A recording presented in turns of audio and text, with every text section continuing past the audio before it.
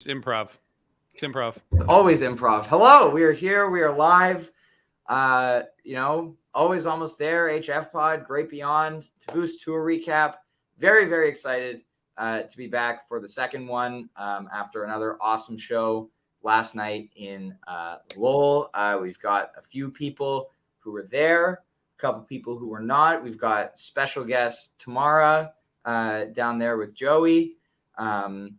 We've got Danny Rosewoods from AAT making a rare appearance on Alive. We're very happy to have him today. This is also the first time that multiple Always Almost There hosts have been in a room together for a podcast. So a momentous occasion, if you will. And very, very exciting. Yeah. Before we get started, quick word from our sponsor. Today's episode is sponsored by Eversio Wellness.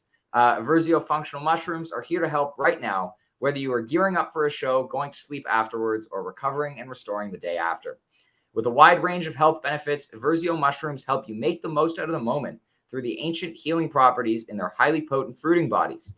The organic certified therapeutic potency and their planet positive refill system are two of the many standout reasons that Eversio is my choice supplement. Be clear, chill, balanced, energized, protected, focused, and calm in the moment with Eversio mushrooms. Use code STORMSOUND15 for 15% off your order and ships anywhere in the US or Canada. Exciting stuff. Yes, mushrooms. So how's everyone doing today? Fantastic. Excellent. It's very loud here. I apologize. For anyone curious, Tamara and Joey are currently in line at Mohegan. They're boots on the ground at the venue. RJ back there has got his co-hosts, his wonderful children, who we are going to hear from hopefully in a little bit, because they also watched the show, so they've got to have some opinions. So also, yes, we'll mention this again later.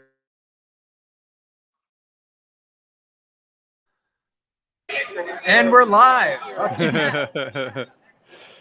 Ryan, you cut out a little bit. 7:15 start. You want to get on? Dude, we got a bunch of rail riders want to be on the podcast.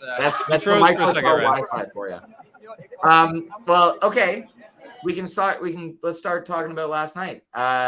Goose set opens with this sick drive into Echo combo. I think from the get-go, at least from my perspective, where I was directly Trevor's side, energy seemed way higher last night than in Portland, just right off the bat. It was cool having them jump right into like 17, 18 minute long jam off the bat, but it was really, really fantastic. Oh, hi, there's my family. Hey, there's family. Say hi, Storm family. Hey. Hello. Yeah, I agree. Having been in Portland on Wednesday and then watching last night from home, thought that energy, at least coming out from the get-go, was great. A drive is always a wonderful opener, proper spot for it. And they sort of just jumped right in. I mean, got through the composed section and sort of jumped off and landed in a wonderful space. The last sort of 5 minutes, I sort of have been calling it out, kind of almost like a no quarter vibe. Peter sort of was playing, using sounded like road, but basically like roads. I don't know if that was the vibe that he was using during that section, Ryan, but just beautiful space, very sort of haunting, and kind of let it breathe, which you don't get from an opener. So beautiful drip into Echo too. Yeah. I mean, I got to say that transition was pretty sweet. Mm-hmm. That was definitely like a really nice segue. Can I just say something, just because we talked about this, about the first show, the Portland show, about the Turbulence and Atlas Dogs openers, and I'm like a huge fan of that. And I just want to say for the record, and I'm curious, Daniel and Joey and Ryan and Neil, what you guys think, but and tomorrow, of course. Sorry, I want to know what you guys think about that. To me, Goose is like, maybe this is going to be sacrilege to say, but like Goose is like all about the songs to me. Like good songwriting, you're saying? Yeah, like and like them playing Turbulent. Like I think Turbulence is a great song. I know it's like it's not a new song, but like it's New to great. The singing's great, the structure is great. Like it's a great song. And I love their songs. And I think of course I love like the 20-minute jams, but like to me it's what makes them different is these like awesome songs. They're just really good at writing and they're really good at performing them and like first and foremost the singing. But I'm not going to argue with the 20-minute Yeah, something I noticed was I think Atlas Dogs was without the normal jam, and Echo of a Rose was without that like secondary jam too. Which like I guess you got 90 minutes. It's an opening set. You want to kind of get through the first couple songs, but I mean, the drive was enough. I mean, we were on the rail like the lights were blinding us right from the get-go. So like where night one was kind of a slow rise, like constantly going up, this was just heaters the entire time. So it was nice to see that dynamic. Hi, Greg. What's up, Greg? You're awake. Greg. Ryan. Hey, everybody. How's it going? He's alive. Happy Saturday, y'all. What did I miss? We're talking about the drive into Echo. Yeah, Okay. You're here just in Perfect. time. Yeah, right. to talk about the opening. Wow. Yes. Yeah. Perfect. Great. Cool. Where were Yeah. you for the drive into the Echo? Good drive. I was during drive kind of wading through the Velvet Sea that is the Mill City, Lowell. Super rainy outside and there was a really long line. But got inside for Echo kicking off. I saw a tweet. I don't know who it was, but saying that every show that starts with drive is a good show. I won't say that that's entirely true, but it is a good through line. But it was a really, really strong start. Of course, I think this is what I was trying to get across on Wednesday is just, I think it was a completely different energy reacting to the music that was presented. Yes, it was Friday, but also, I feel like the guys really came out with a different level of comfort in an arena, and that really showed. And it was super cool. But yeah, that's all I have for now. I'm interested to hear what you guys think. We're happy you made it. Thank you. And perhaps I was kind of just feeling like there was more energy in the room because there were so many more people. 100%. Like it was so packed in there yesterday, and so that could have had something to do with it. Too many people. Neil. Yeah, has a perspective on that. I was like center field right in front of the soundboard at that show, and by the time SOS happened, I had like my elbows like in my hands like under my chin. It was so tight. Yep. And I was tweeting about it last night. I mean, at first it looked like everybody came down from their seats and just kind of jumped onto the floor. But then as the set went on, all the seats filled up and the place was just, there were so many people in there. It was bananas. Yeah.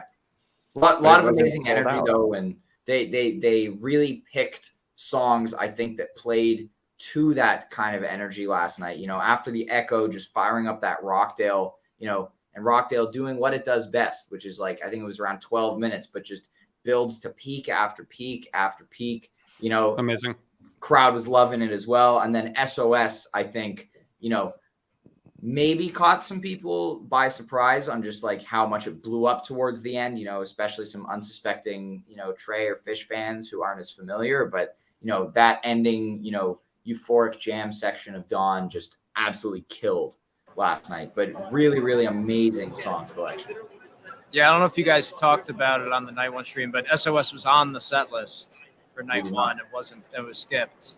Yep. So also on the set list for tonight, I don't know if you guys don't want spoilers, but a cover by The Band was on the set list last night that they skipped. I hope you're not talking about this song that's not actually by the band, but everyone thinks it is, which is not fair. No, it's not they that shouldn't song. do it. Okay. No. Right. Yeah. Please. Like They shouldn't do it. Is it the Jammier Band cover? The good one, yeah. The good Not one. the one by Whoa, the okay. not the one by the asshole from Jersey. There's one that's by one of the greatest songwriters of the 20th century that people think is by the band, but it's not. RJ, I think Right. you have that There's another one. mistaken. That's the asshole from Jersey I'm talking. That's for another show. Yeah, Ryan, yeah. Ryan, someone asked me if you and I are the Trey and Rick of jam band podcasting, and I just want to know what you think of that. Me too. I'm not saying it's true or false. I feel like that's a huge compliment, but It would be a huge compliment to me. I can I'm jump sorry. on board. I can jump on board that.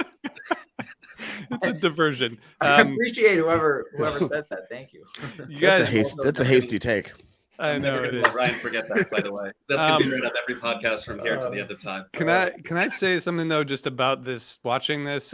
By the way, Jesse. Hey Jesse. Love you, man. Can't wait to see you at a show. So yes, that makes a lot of sense.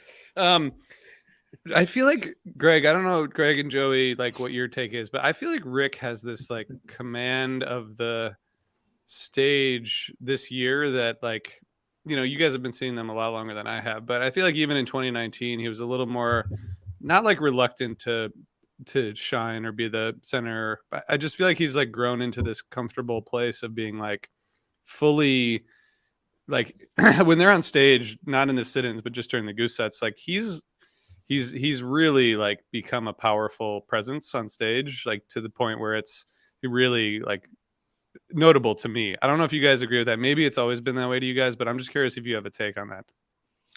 So I do. I think I'm picking up on the vibe that you're putting down. I think a big part of it, actually, though, is how much the band has improved, like individually and also as a unit. So it's like I don't necessarily think it's him diving harder into a leadership role as much as like everybody's firing on all cylinders, and it makes it a lot easier to approach whatever you're performing with a different type of confidence when you know that kind of everything's firing all around you. And and in a certain type of way, I think it is still like, it's definitely discernible. But part of it really, I think, just has to do with all of them communicating so well. I think that's a very astute observation. We talk a lot about the band being precise and like, on tonight. And yeah, it's all of them are performing at an extremely high level every night. And it's really been evident even just in their sets, how much fun they're having on this tour, big smiles all around. And especially when Trey's on stage, like, I had a great view of, Jeff facing towards where I was sitting last night. And during that Arcadia jam, he just like ear to ear grin on his face, just having the best time. And so it's just, it's a joy to watch them play at such a high level. And also, they're possibly, there are a lot of people who are coming to these shows for Goose. Like you can tell by the volume of the Goose before and in between songs and whenever, but there are definitely also a large number of people who were either skeptical or just hadn't ever listened to Goose, who are being exposed to them for the first time. And so they're coming out there and, last night's set, I think especially kind of showed so many different sides of Goose's songbook. You get Drive, Echo, Rockdale for that like classic Visuto. That Rockdale is like, I feel like is the most Matt Campbell-y song in the repertoire. And I always think of like him singing it with Visuto when Goose does it. And then, SOS with that crazy ending. And then Silver Rising, I think was the perfect, slower quote unquote song for last night, even though it still gets crazy at the end, but just, really showing off that amazing songwriting and amazing playing. I want other people to talk. I just want to tell you guys, I've said this on Twitter a bunch. I think Silver Rising is like top 2 or 3 Goose songs. Yeah. Singing, songwriting, the concept, it works so perfectly. The vocal harmonies, everything. Isn't it called Werewolf now? Yeah, this is a song about a werewolf. It's a song about a werewolf. Song about a werewolf. Oh, I just think that's doing it so much injustice to say it's a song about a werewolf. A song about a werewolf. Yeah. It's so much more than that. It is Greg, more than that. Greg, what do you feel about that take? So I think that take is like there's a through line, and that is that Vasudo has played Drive, Echo, Rockdale, and SOS. Like those songs all were kind of like crafted in their infancy in the Vasudo days. And one thing, is, and even Turbulence, all of our favorite opener, like the songs now I think are coming to fruition in a way where 10 years ago when Vasudo was playing them, they weren't quite there yet. Like I think the musicality, the experience on stage. And so taking some time to revisit this stuff with a fresh new look in an arena is probably super cool. But also like, I think they're starting to sound the way that the guys had originally envisioned, if that makes sense. Yeah, for sure. That's and cool. like, I think last night it really showed that Goose, we talked about this after Goose Miss, would Goose's sound translate to an arena? And the way some of those songs hit last night, it absolutely Arena. And it's funny, Greg, when you say that all of these were written at shows with probably like 30 people at them, right? That's generous. And Yeah. now they're playing them in front of, what was it, like 6,000 last night? Yeah. And yeah.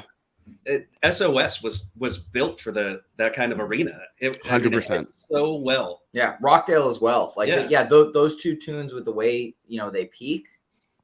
Yeah, for sure. Is this? I think also tonight is Goose's first show where they're in a venue this size. Like they've got people behind them. I don't know if they've. Oh, played that's a right. venue Behind the stage is open. with behind stage. They weren't They in played February. Mohegan in February, it wasn't open. And Amazing. they're playing to the 10,000 seat sold out Mohegan Sun tonight, which is nuts. We're sort of witnessing this in real time, and I know you guys know Fish pretty well, like as well as I do. But like, Fish went through this transition in '94, right? Yeah. Where they went from, but they were still playing a club, then a theater, then an amphitheater, then a club. But eventually they were playing arena rock, and Trey has talked about this. I'm sure Rick and the band feels the same way. Like it's so much different to play for 50 people in a club than it is to play for 6,000 people in an arena. It sounds obvious, but I just mean in terms of the song choices, the way you actually play the instruments, the effects, the sound. I mean, I think it's a harder transition than people give it credit for, but it seems like Rockdale is an arena rock song, right? Yeah. Yeah. But I think their choices have been really good for these venues. But it does seem like they're getting to this point where now they're on these bigger stages. And I don't know.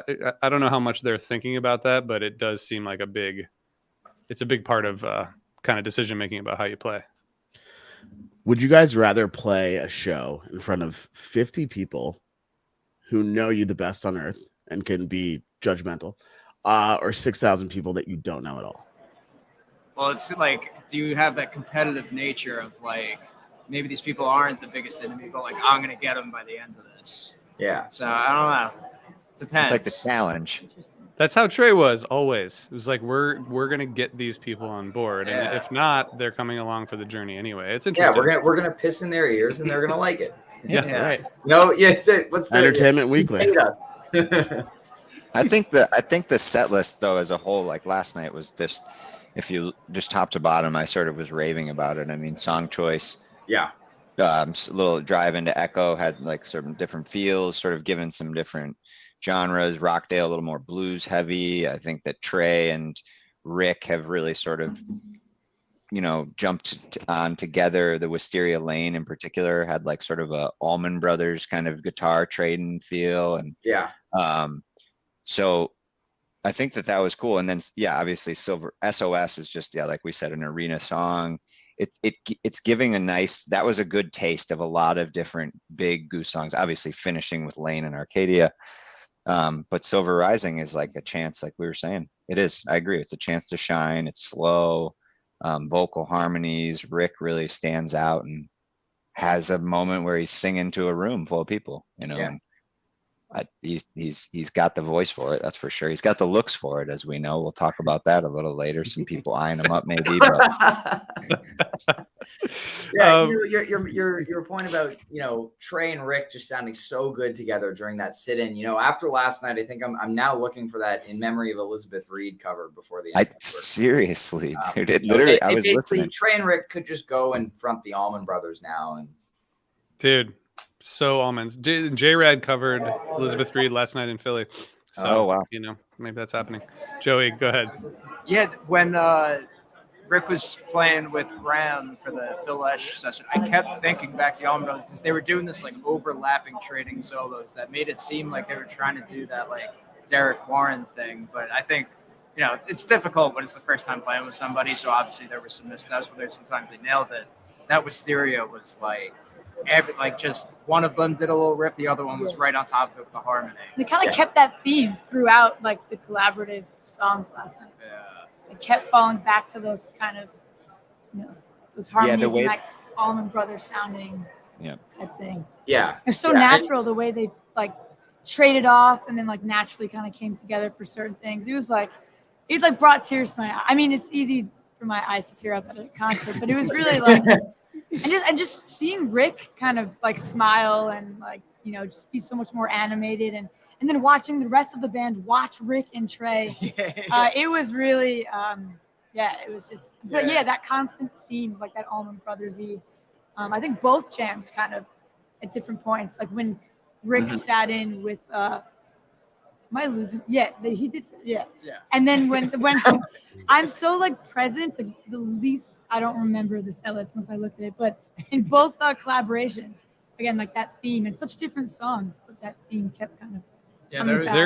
there was one point Communication where is insane. there's one point where Peter wasn't even playing piano. He was just like tapping his knees, just having the best time. Yeah, Just watching in the songs. Arcadia jam, Yeah, I saw. I think it was Peter who kind of cued it for everybody else to drop out right before Yeah, like that. Yeah, that was great. He kind of cued everyone and. Let them do it. Sorry. But yeah, it was just cool. It was cool to see that too. But yeah, I mean, Trey. We talked about this the other day, Ryan, but Trey loves playing with other guitarists, and Yeah. I mean, he dropped into that Wisteria jam so fast, and it was so like almonds. That's all I was thinking the whole time. It's like it's the fucking Allman Brothers. This is so great, but Yeah. not in a way that like where Fish jams sound like the Allman Brothers with Trey. Just it's sort of Trey and Fun Page, mountain jam, yeah. and Fish, but pretty amazing jam. Yeah. it also I do. seems like. Oh, sorry. No, go ahead. No, you finished that thought. I was going. No, thanks. I was just gonna say that it also. I mean, obviously, all of you know Trey better than I do, but I'm just thinking back to like that Chicago, like the Dead 50 thing. Trey was.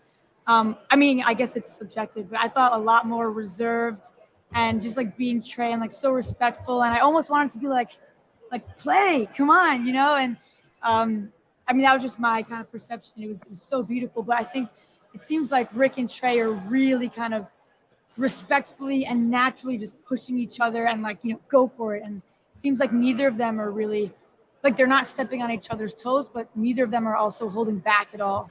And like it's really kind of cool to see. Yeah, Neil.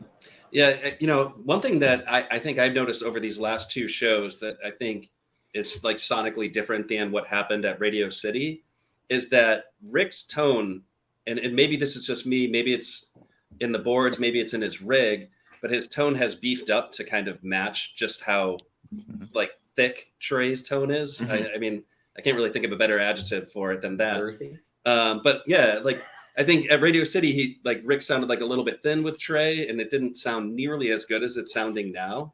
But their guitars sound so awesome together, and like that's not a thing that just naturally happens. It's maybe a massive coincidence, maybe it's something Rick has thought about.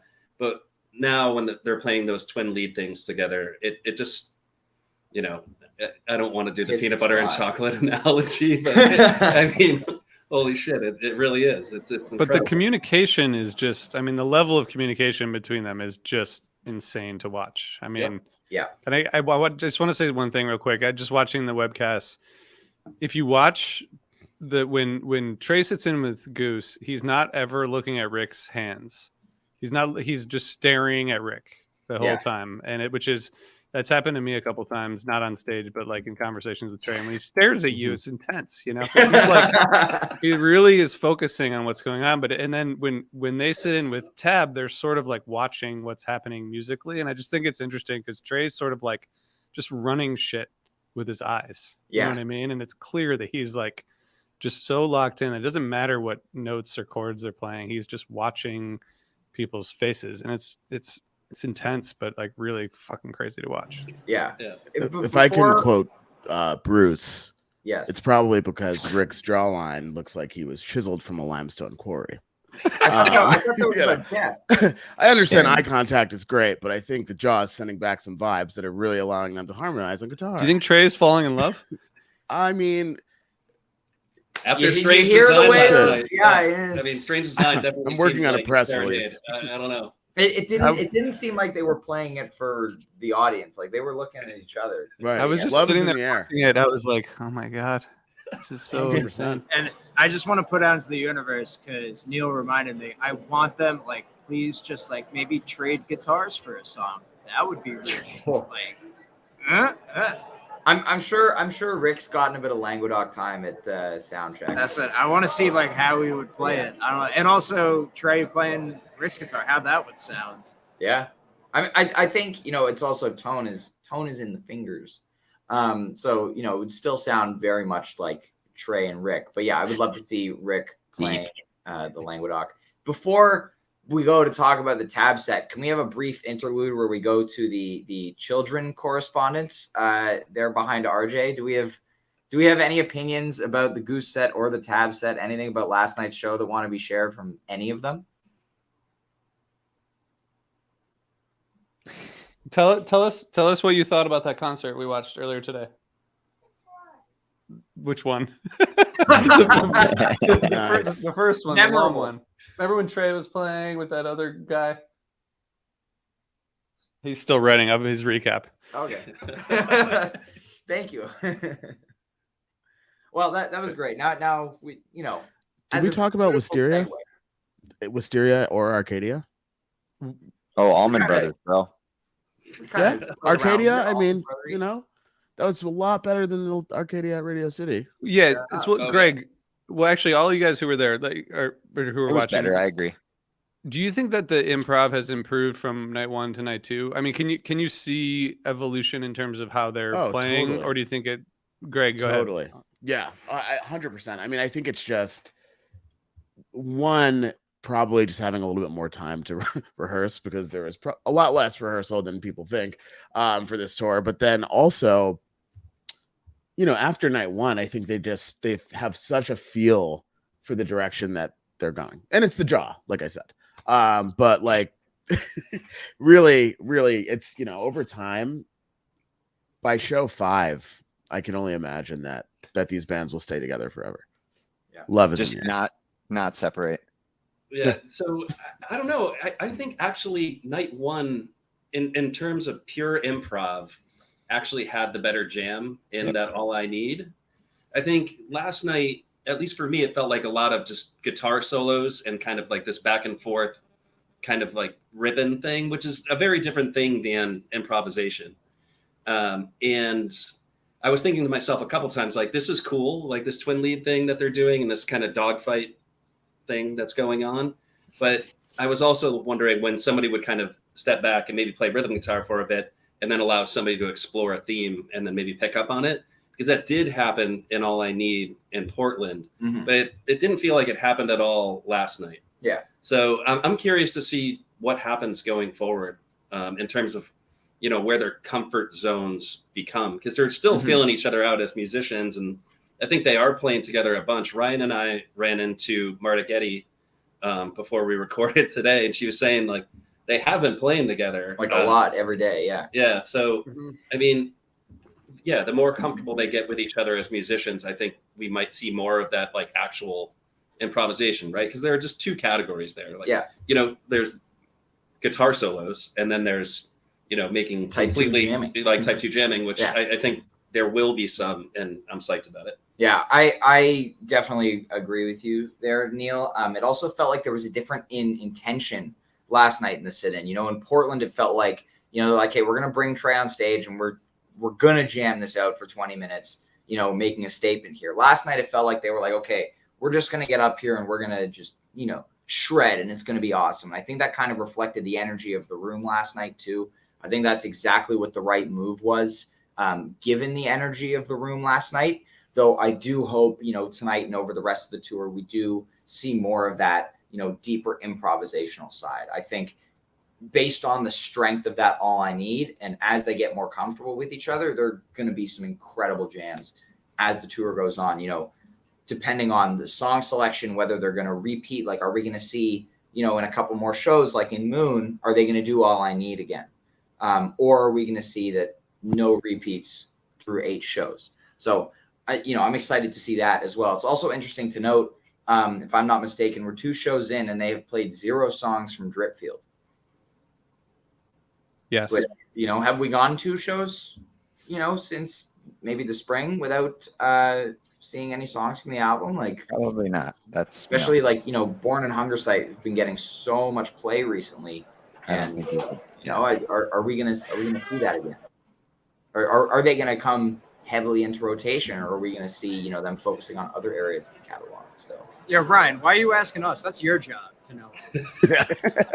You tell us when the last time they did that. What Ryan today told me that a specific version of Rockdale that I love fell out of his top 64 jams a couple months Is it ago. even in So yours too? It is in mine. Like, Oh, you're out okay. of your mind. I was hoping it was a joke, but I don't think it was. It's in I the think it was real. lower echelon. Which one? The Cleveland?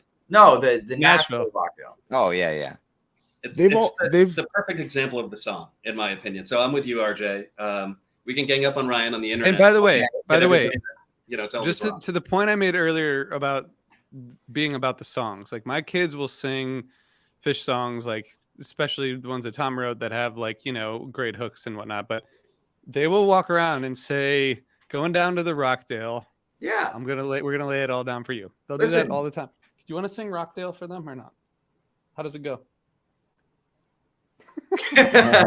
Sorry. Anyway, sorry. Hey, guys. listen. Cleveland Rockdale is like very much at the top of my list. Like it's very up there. So I'm Sorry, not, that was a diversion. I'm sorry. not the biggest Nashville guy, but you know, tangents are great. Tangents are what we do. They've only played 1 song from Moon Cabin, so I think that's also a testament to the depth of the catalog. You know, like also That's a good humble yeah. brag, Greg. Oh no, People who are Yeah, like, they, "This Moon Cabin." they did it. Hey, you know, do you happen to know the PR guy for this band? I love it. I think it's a great call. I think it's a great call. Yeah, Yeah. one of I the mean- sit-ins I really want is a Jively sit-in. Like Jive 2, Jively, I think Trey Oh, would yeah. really rip on. So, that would hit. That makes me wonder. Like that makes me wonder. I mean, obviously they're pros and they can like get through any changes. It's not like they, but that kind of makes that thought makes me wonder if like they do kind of speak ahead of time about collaborations, because like Jive, you know, the Jives aren't just simple, you know, 1 key types of songs, and obviously Trey is a master, and like he was up there just like on the spot at Radio City for songs that weren't like the most simple songs, and obviously he can get through anything. But I wonder if like, that just makes me wonder if they really do, like if they were to decide to kind of collaborate on one of the Jives. it seemed like Night 1 Pancakes, he was like figuring it out the whole Yeah, way through. And of course, that my and jam even he's and on. even Pancakes was a little bit more of like a repetitive. straightforward. Yeah. But, so I wonder if they do kind of they practice them, and yeah, I don't know. I guess I don't know why I made that comment. It's just I'm so think curious that's really- about the it's a- process. It's a good point. And I do think, I mean, it seems like Trey is very focused on getting things right during the sit-ins. And during the Goose sit-ins with Tab, it just is like pure joy. Like everyone's just like smiling and having a good time. And I feel like Trey is a little bit more like he was at Radio City.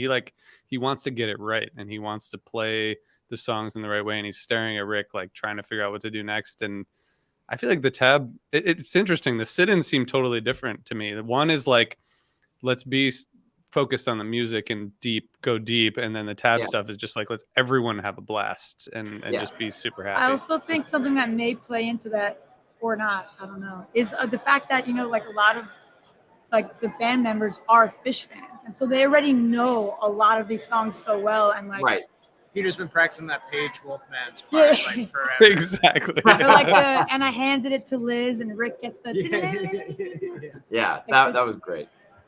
Well, you know, talking about the Tab set last night, I thought overall it was a much stronger set, at least energy and flow wise, than in Portland. You know, in Portland, it definitely felt like a bit of a dip, you know, them following Goose. But last night, It felt like they came on, they were swinging for the fences. I really, again, where I was sitting, I was really dialed in on Desron and, his playing last night, and the rhythm section is just so good. And he's such an incredible bass player, from that Cayman Review opener immediately. Like I love that song. It was the first Tab song I saw live at my first Tab show, which was almost 10 years ago, this January. But Can't believe that you were like 4. It's crazy. I had just turned 12. Okay. Sorry. I turned 22 tomorrow. I know it's not a good joke. It wasn't a good joke. I'm sorry. It was good. It was good. It was good 12, joke. not 4. Ryan, what are you asking for your birthday show? A Moby. I've been I saying like this that. for a very long time. That is the top of my list Goose song that I would love to see live, and that's all. It's a good thing the whole band is listening to this right now. So. But Yeah, for sure. Yeah. I'm just grateful that I get to Hey, guys. see them on my birthday, because Fish never plays in mid-November, and last year Goose was in Texas on my birthday, so I'm incredibly happy that When's your birthday, Brian? So we all know.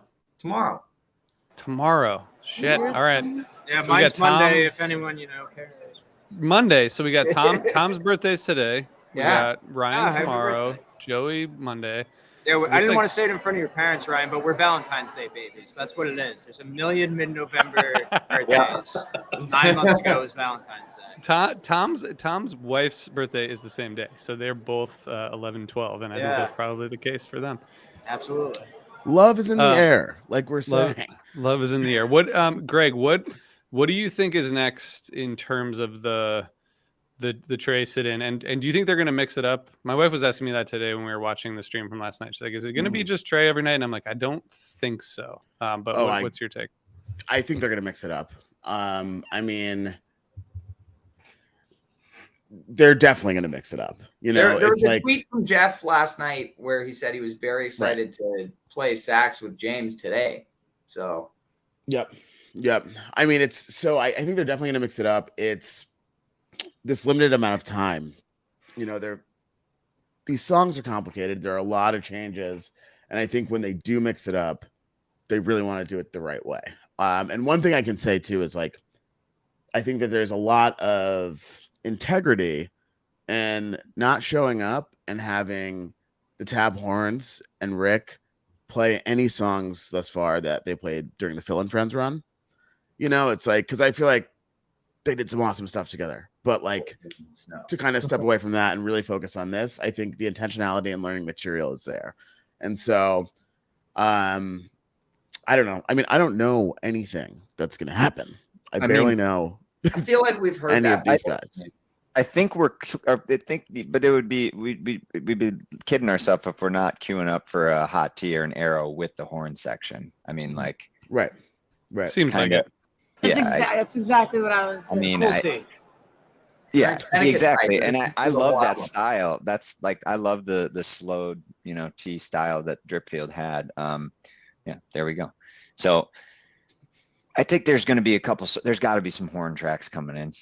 I would What love about- to see Jeb on stage with Tab though. Let Jeb It's rip gonna. it It up. seems like it's maybe gonna happen. What about Trey and Rick just looking into each other's eyes, playing slow ready?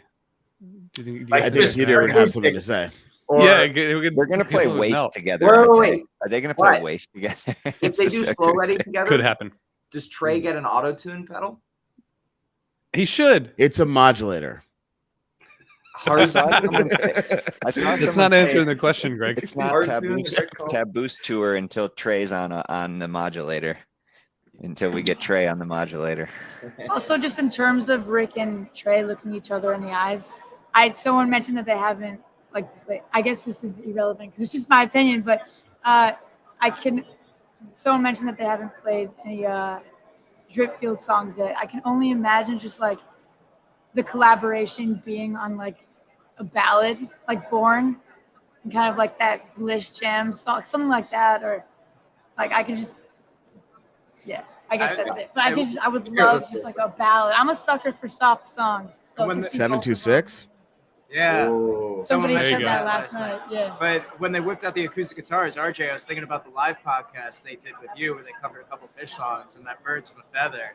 So Yeah. like a fast acoustic yeah. would be. I mean, Brian and Robert. Brian and I was about Robert, to right. say, Robert too, yeah. Oh, Great Get Tom vocal up there to harmonies. sing. Great vocal Um, harmonies. So what What did we about, fly Trey out to Colorado in December for the Revelo tour? Is that what I'm hearing? What do you mean we? We as in the community collectively. I don't know. I just that would Rebelo with Trey would be incredible. But I think like I want to hear also just some like gross delay pedals, just tiptoe into kind of like, you know, Biscuits territory. Like let's get a little Creatures and Into the Mist and just get out there and see what happens. You're saying one of those songs with Trey? Kind of the Yeah. Creature I'd be Delay curious to Trey. see. Everyone talks about Like that. Trey. I mean, Trey was having fun with the pedal. Like he's getting more comfortable with just going in with the effects, right? So it's going to be great. On a fish note, real quick, I just want to say I think I've officially come around to the fact that I think Steam is a better song with Tab than it is with Fish because of the vocal harmonies with Jen and Nat. I mean, it's so awesome when they have the backing, and of course with Fish it's like paid, you know, whatever, it's all good, but like it's a great Tab song with horns and the female backing vocals. Yeah, they make it a little scarier. It has that like ghostly feel of like the woo woo. Like I'm not going to sing the backups, but yeah. Also, speaking of their vocals, it would be cool to hear Jen Hartswick sing a Goose song. I mean, as long as we're just throwing out wishes, why not? Just Or get like- the harms. Just get those harms. Yeah. What song are you looking for, Joey? I was honestly hoping for like an Arcadia. I was thinking back, we were talking about it, the Pizza in the Park Arcadia from 2019. I think it's June 15th, where there was a trumpet and like Rick trading solos. As long as there's a trumpet out there to solo, might as well throw Jen a line.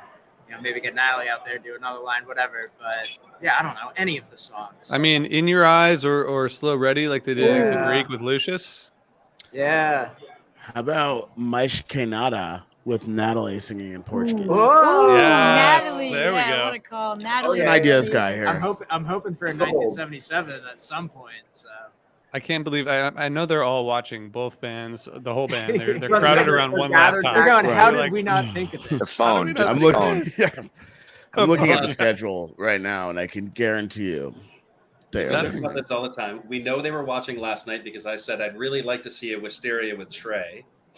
And we got our Wisteria The with pod Trey. gets results. And I also said there would be a ghost, and there was a ghost. So I mean clearly that's that why means we they're started watching. this. Chances Yeah, they're into it. Yeah. Chances were. A long con for requests, you know. Matthew work, Ross is everyone. hoping for a 5.877. I think that's a pretty good. It's a good prediction. Okay, so Ryan, what is the so okay, first of all, the strange design we talked about that. It was so beautiful. What a like beautiful little kind of place there. But I think the Wolfman's Llama first tube from the first night was a better set of Goose playing Sit-ins, with yeah. Tab. I don't know what you guys think, but what was your take on that whole like just the segment that was a sit-in? They you know, it felt like the Goose sit-in with Tab was a little bit underutilized last night. Like, you know, as we mentioned earlier, like the Tab sit-in is more of just like we're going to get out there and we're going to have a lot of fun. And, you know, that definitely happened last night. Like the Blaze On was so fun with like everybody on percussion and then Ciro taking it into that, you know, drum, you know, stomping outro thing as they walked off stage, which was so cool. But yeah, I feel like, again, similar with Trey going in on Wisteria and Arcadia and not, you know, taking it into crazy type 2 territory like they did with All I Need in Portland. I think back on the train, Steam, you know, and Blaze On, they were just focusing on having a good time with each other. And they did. And that, you know, that's not necessarily a bad thing. Like, you know, we focus a lot on improv and jamming being the measure of what makes a show amazing. But this was also just, again, it's such a joy to see them having such a great time on stage. And so if they want to go out there and do that, like, do it. It's still seeing, you know, people from some of my favorite bands playing together. Like, And you got to remember, night one was also like a big surprise too. So the energy was like, oh my God, they're coming out. What are they going to do? So like that in a way added a level to how excited we were night one. But I do agree that night one, like that slow llama was so good. Like the sit-in just killed. But that strange design with that one line of, can I bring a few companions with me on this? The whole place went nuts. I don't know if it came through on the stream. Yeah, But it's such a nice moment. Also, Trey saying that when they were backstage and he mentioned and like he asked Rick how old he was, and Rick was like, "I was 4." Yeah, it was fun. Yeah, I think with the you were one. I was like a month old. Yeah. But I also think with the collaborations, I think Goose coming out like the first night, like I think it plays into kind of like their goals, like Goose coming out with a bass player and a percussionist and kind of double instruments is of course a lot harder to kind of I guess figure out as opposed to like if it was just Rick and just Peter on like on Wolfman's or but yeah, just things I've been thinking about, like it just, also finding a place for Trevor both nights was double bass first tube was pretty sweet. They gave him the shaker. That was yeah, cool. I think We got a shaker. so. At least so far, Trey sitting in with Goose has been, I think, a lot in terms of planning and instruments has been a lot like easier in a sense than like having multiple band But members way from more- Goose coming out. But way more out there in terms of improv. Like it's created this Yeah. really cool, but like less. It's just like he learns 3 chords and then he jumps in and it turns into a 20-minute jam, which is amazing. One of my friends who's not familiar with Goose texted me last night and was like, I think the bass player would be happier just being backstage than like shaking that shaker. Somebody, I think it's like somebody drew the comparison to that, like the Bob Dylan from "We Are the World" or whatever it is. I think Trevor looked happier. Maybe. Right. Well, he doesn't have a lot of expressions on stage. He has a lot of expressions in general, though. In my experience, he's a great dude. I gotta say, and Greg, maybe you have some thoughts on this, but I was during the Wisteria Jam, I was just sort of observing like how much Peter has excelled at playing the keys over the past few years. Like the fills, and Ryan, you know this stuff better than I do, but like just the fills he's playing and it was like really impressive. He looked like a lifelong keys player. I mean, that and SOS too. Yep. That organ solo. I always say that like moving out is my barometer for Peter's growth. Which I think also would be a super cool cover. But the level of comfort he has on stage playing at this level with these musicians on keys is absolutely incredible. And I think part of this, there's so much confidence that it takes to, like you can get to a certain level with an instrument. I have a lot of dusty instruments in this room. There's even keys. And I do my best Peter all the time, but there's so much confidence that you need to be able to just step out and do it. And I remember when he sat in with Cheese at Red Rocks, he played Jellyfish, and this was pretty early on in his keys journey. And I was like, is he ready for this? And he just rose to the occasion. And I think one thing about Peter is like, I don't know very many people who feed off the energy of the crowd like he does. It's awesome. Like he'll have that mirror in front of him for a reason, and it's just so like while he's doing this thing, he can see how people are reacting, and it's a beautiful thing. I like to play music without anyone around. That makes me my best. Yeah.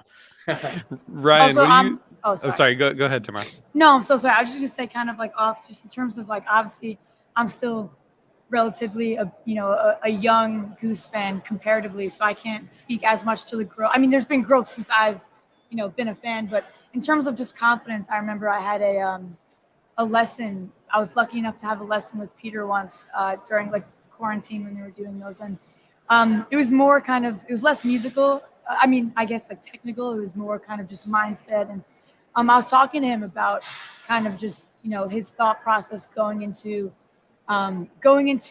like just situations, and if his attitude kind of helps him play well, or does he need to kind of start playing well first in order to kind of, and he just said something like, I was kind of also sorry. I'm sorry, that was a little scary. Lost my train of thought. bass.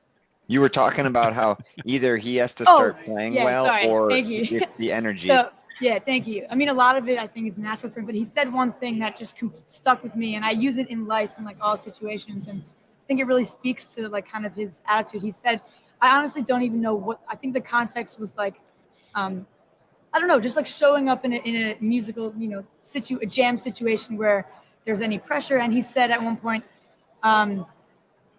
when I show up, I am, of course, now that I'm like speaking, he goes, I'm unapologetically me. That's what he said. He said, wherever I go, when I show up, I'm unapologetically me. And just kind of how that attitude, like he's just going to play. And, this is Peter. We had like a lesson, and I've been using that just in life. And it was just like to kind of, and he says he really does that. And I just, since I've heard him say that and hearing people like Greg and like all of you who like know him obviously better and can speak more to his kind of like progression, like technically, it's cool to kind of just hear him talk about how he thinks about it. And it just really, I don't know, like just, you don't dance like that during Slow Ready. Yeah, like I am unapologetic. No like I'm gonna do me, and whatever happens. But like I'm me, and that's that. And like, it was just a cool thing to kind of, and then hearing all of your perspectives is just. Thank you, Tamara. Thank you for being like an unannounced, very special guest today. Yeah, really. Thanks for letting me. Yeah. I'm like, am I talking too much? Like, no, we got it. We got to get you back on again soon. Cool. That was amazing. Thank you for sharing your perspective. Also, just in case anybody who's watching still hasn't seen the news, tonight's show will be starting at 7:15, not 7:45, as per an announcement on Goose's social media about an hour and a bit ago. You skeptical, Greg? You're gonna listen to them about the time. No, no. I think that looks to be correct. Yeah, I feel like it's supposed to be like they changed it to 7, but realistically, it's to lower your saying 7:30, but 7:45. I think if I recall correctly, it's always Mohegan has like more rigid protocol, I think, than anywhere. Gotta get out there and gamble. But yeah, it's yeah, they need to get telling me we were just sitting at a table at the beginning of this, and then we had to drop out. Some guy was like, yeah, we need this table. We need to take this table. I was like, all right, we set up, went over somewhere else, and now the table's just sitting there empty again. So I don't know. Should have given you the Great Beyond banner. Yeah, right. So Mohegan Sun, special place in Connecticut, like kind of, and I'm the same age as all the guys, and the casino opened probably when we were all in elementary school. So Mohegan and Foxwoods had these like crazy marketing campaigns, which I realized were really appealing to children, because I like saw these and I was like, man, I can't wait to go to Mohegan Sun. And so like I have seen so many different concerts there, and there's like the really well-known venues, the Meadows, formerly like the New Haven Civic Center, New Haven Coliseum, Hartford Civic Center. And, Mohegan just kind of has emerged and had really, really good music over time and almost become, like I'd say, a pretty legendary place in Connecticut. And it's super cool that they're going to be able to take this stage again, this time with Trey. But it's a pretty incredible thing. If you're like bouncing around pre-show, ask any Connecticut natives if they can like remember the Mohegan commercials or sing the song from Foxwoods. You'll get a lot of answers. Do you want to sing it for us? Yeah, you got it. I'm not even going to try that. So that anyone can hear it. No way. Okay. I'll maybe I'll do it for socials later. I want to hear it right now. Come on, Greg. All right. Pop the cork, make it happen. Spin the wheel, fingers snapping. That's yeah. Right. So yeah. There's a lot more. Life is good. Yeah. Life is good. Life is sweet. Grab yourself a rosy. Yeah. There's more. I love it. There's more. Yep. So maybe I'll sit in today. I'll do that. So you're telling me we're gonna have a Greg Knight freestyle on the Mohegan Sun jingle tonight? I'm gonna sing the cheesy jingle. There will be no rapping. I did see Jay here, so Jay Blakesburg. So I don't know. Jay-Z. It does sound like something special is gonna happen, Greg. I don't know. Amazing. Earlier start time. You never know. So Never know. we'll see 15 what minutes happens. of I'm rap. excited. We'll be Epic, back tomorrow. epic. I mean, epic venue. You guys are all go. Daniel, you're not going. Greg, are you going? You're in your. You're at home. I'm not going. You're not going? So I'm not going. I have to rest up. I have to rest up for your birthday party. I gotta blow up all the balloons. yeah, Are good you gonna point. be in Glens Falls tomorrow? I think I am. Yeah, Okay. I think so. You guys- right. Greg, do you remember at the Westville Bowl when we were blowing up balloons backstage during absolutely. the show? Which is not a euphemism. my God. Jam Yeah. World listeners. No. We were Yeah, actually these are real blowing up. balloons. Blow them Yeah. up. Not Are I got they- roped are into they like not suddenly taking during the set with break. the I'm like I'm in charge of blowing up balloons and I'm like great. I mean, almost whatever, passed I'll- out. Yeah, Yeah, that was basically. and then they found that like kind of inflator thing. Yeah. Yeah, it's a good thing to have.